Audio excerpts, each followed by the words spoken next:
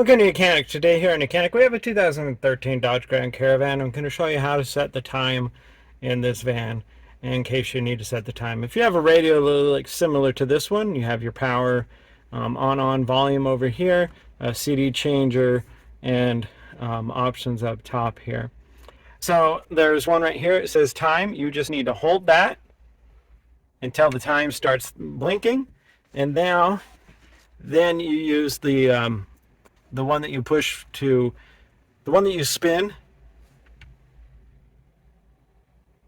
for your, so you can channels individually, and we can spin that until we find the time we want it to be.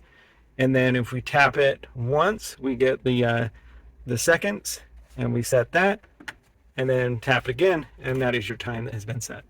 And so it's a very simple way to set your time on this vehicle. Thanks for watching YOUCANIC, where you can be the mechanic.